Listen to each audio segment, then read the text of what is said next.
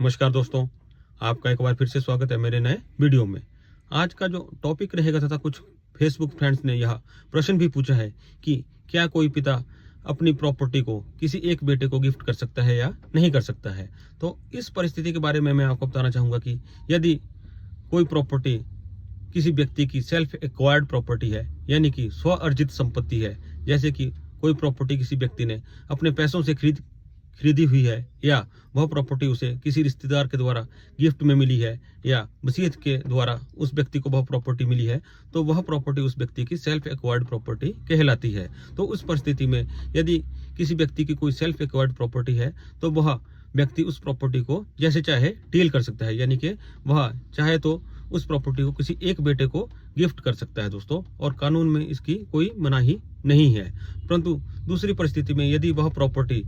Ancestral property है और पीढ़ी दर पीढ़ी या पुश्त दर पुश्त चली आ रही है और अभी उस भूमि का विभाजन नहीं हुआ है, तो उस परिस्थिति में उस व्यक्ति के जितने भी बेटे या बेटियां हैं उनका उस बुजुर्गी जमीन में बाय बर्थ यानी जन्म से ही अधिकार रहता है। तो उस परिस्थिति में यदि वह व्यक्ति अपनी उस एंसेस्ट्रल प्रॉपर्टी को किसी एक बेटे को गिफ्ट करता है और अन्य जो उसके बेटे और बेटी है उनको वह प्रॉपर्टी नहीं देता है, तो उस परिस्थिति में उस प्रॉपर्टी जो गिफ्ट है उसे अदालत में उन सहमालिक को, जो कि उसके बेटा व बेटी है, चैलेंज किया जा सकता है तथा उस गिफ्ट डीड को अदालत से निरस्त करवाया जा सकता है, क्योंकि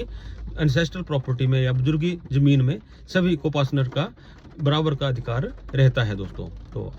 आपको पता चल चुका है कि यदि कोई प्रॉपर्टी किसी व्यक्ति की सेल्फ एक्वायर्ड प्रॉपर्टी है तो वह उस प्रॉपर्टी को किसी को भी गिफ्ट कर सकता है, और यदि वह प्रॉपर्टी एंसेस्ट्रल प्रॉपर्टी है तो उसमें सभी को पार्टनर्स या हिस्सेदारों का बराबर का हिस्सा बाय बर्थ रहता है। तो उस परिस्थिति में उसकी गिफ्ट डीड किसी एक